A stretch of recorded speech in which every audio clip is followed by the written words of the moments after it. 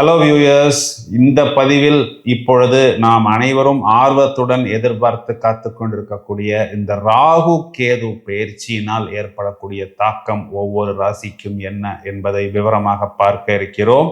அதாவது கோச்சாரத்தில் பொதுவாகவே சனி பயிற்சி குரு பயிற்சிக்கு எந்த முக்கியத்துவம் கொடுக்கிறோமோ அதற்கு நிகரான முக்கியத்துவம் இந்த ராகு கேது என்ற 2 கிரகங்களுக்குமே நாம் கொடுக்க வேண்டும். ஒவ்வொரு ராசியிலும் கிட்டத்தட்ட 18 மாதங்கள், அதாவது 1.5 வருடம் வரை இருக்கக்கூடிய இந்த ராகு மற்றும் கேது, இந்த 2 சாயா கிரகங்கள், அதாவது நிழல் கிரகங்கள், நாம் அலசி ஆராயும் பொழுது ராகுவை போல் கொடுப்பார் இல்லை, கேதுவை போல் கெடுப்பார் இல்லை என்ற ஒரு சொல்லடையை நாம் கேள்விப்பட்டிருக்கிறோம். குரு ராகுவின் சேர்க்கை கோச்சாரத்தில் கும்பராசிக்கு வரும் பொழுது ஒவ்வொரு ராசிக்கும் என்ன தாக்கத்தை ஏற்படுத்த போகிறது என்பதை இப்பொழுது விரிவாக காண்போம்.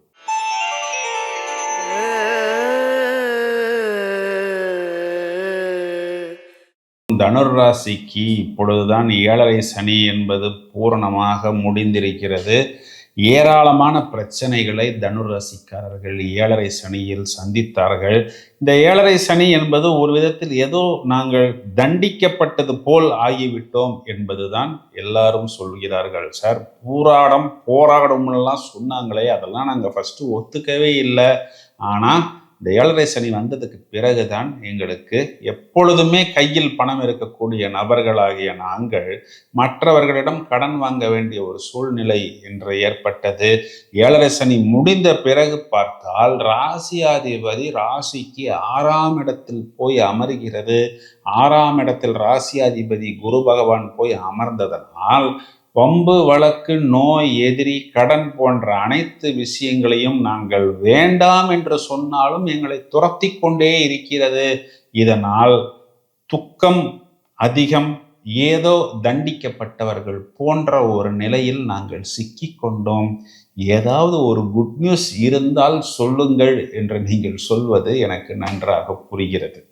அதாவது இந்த ராகு பயிற்சி ஏற்படக்கூடிய காலகட்டங்களில் முதலில் உங்களுக்கு ராசி குரு பார்வை, அதுவும் சப்தம பார்வை, ஜோதிடத்தின் அடிப்படை தெரிந்தவர்களுக்கே நன்றாக தெரியும் குரு பார்க்க கோடி நன்மை என்பது.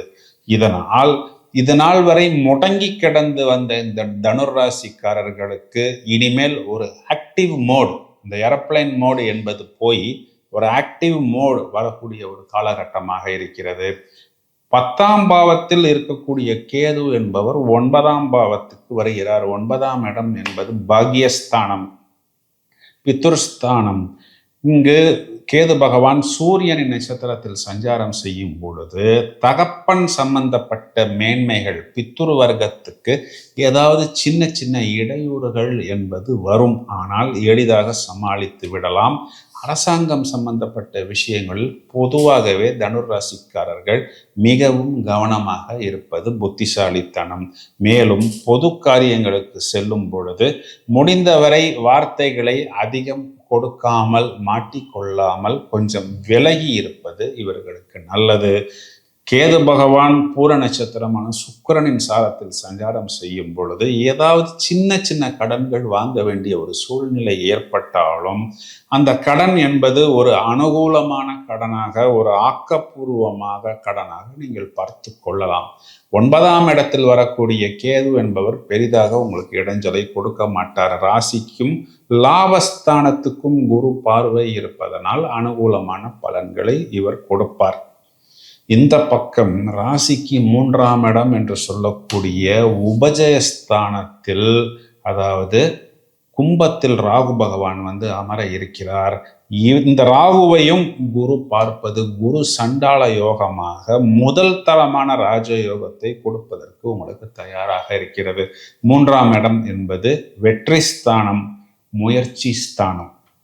இது நாள் வரை முயற்சியே செய்யாமல் வந்த இந்த தனுர் ராசிக்காரர்கள் ஏராளமான புதிய விஷயங்களில் களம் இறங்குவார்கள்.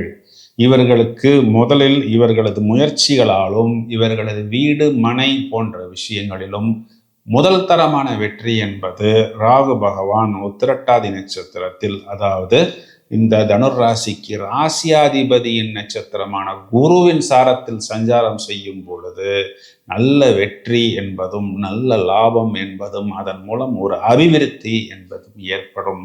பிறகு சொந்த நட்சத்திரமான சதய நட்சத்திரத்தில் ராகு பகவான் சஞ்சாரம் செய்யக்கூடிய காலகட்டங்களில் எதிர்பாராத ஒரு புதிய மாற்றம், ஒரு நபரை சந்தித்தேன், தொடர்பு, அதன் மூலம் ஒரு ஏற்றம், அதன் மூலம் பல வாய்ப்புகள், அதன் மூலம் பூரணமாக எனது ஆற்றலை, எனது திறமையை வெளிப்படுத்தினேன். ஏராளமான மக்கள் அதனை ரசித்தார்கள். அதனால் தொடர்ச்சியாக எனக்கு மீடியா, ஊடகங்கள், திரைப்படம், இயல், இசை, நாடகம், கதை, கட்டுரை, கவிதை, பாடல் போன்ற விஷயங்களில் பல புக்கிங் கிடைத்தது, நிறைய வாய்ப்புகள் கிடைத்தது, நிறைய வெற்றி ஏற்பட்டது என்று சொல்லக்கூடிய ஒரு கோல்டன் பீரியடாக இருக்கிறது. இதனை முழுவதுமாக உபயோகித்து கொண்டு நமக்கு ஒரு சந்தர்ப்பம் கிடைக்கும் பொழுது அந்த சந்தர்ப்பத்தை தக்க வைத்து கொள்ளும் அளவிற்கு நாம் நமது திறமைகளை வளர்த்து கொள்ள வேண்டும். பிறகு ராகு பகவான் இங்கு செவ்வாயின் நட்சத்திரமான அவிட்டத்தில் சஞ்சாரம் செய்யும் பொழுது, செவ்வாய் என்பவர் இந்த ராசிக்கு 5, 12ஆம் வீடுகளை குறிகாட்டுவதனால் குழந்தைகள் சம்பந்தப்பட்ட விஷயங்களில் வயதை அனுசரித்து உங்களுக்கு ஒரு நல்ல தெளிவு என்பது வேலை வாய்ப்பாக இருந்தாலும், உத்தியோகமாக இருந்தாலும், வருமானமாக இருந்தாலும், வெளிநாட்டு தொடர்பாக இருந்தாலும் ஏற்படும். இதனால் வரை குழந்தைகள் விஷயத்தில் மந்தமாக இருந்து வந்த தனுராசிக்காரர்கள் ஒரு நல்ல ஜெட் ஸ்பீட் எடுக்கக்கூடிய காலகட்டமாக இருக்கிறது. 5ஆம் இடம் என்பது நாம் மதி மயங்கக்கூடிய இடம்.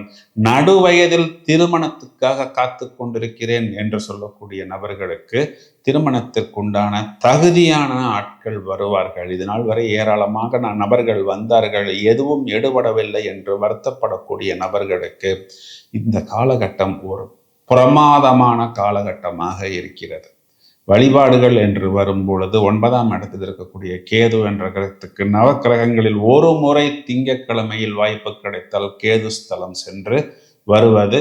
பிறகு தொடர்ச்சியாக 9 வாரங்கள் வீட்டின் அருகில் இருக்கக்கூடிய பிள்ளையாருக்கு நீங்கள் அருகம்புல் வைத்து அர்ச்சனை, அபிஷேகங்கள், அன்னதானங்கள் செய்வதன் மூலம் மேலும் மேலும் மேன்மை பெறக்கூடிய காலகட்டமாக இருக்கிறது. இதனை பிரமாதமாக உபயோகித்துக் கொள்ளுங்கள். மேலும் பல அரிய தகவல்கள் தயாராகி கொண்டிருக்கிறது. தொடர்ந்து இணைப்பில் இருங்கள். வாழ்த்துக்கள். நன்றி.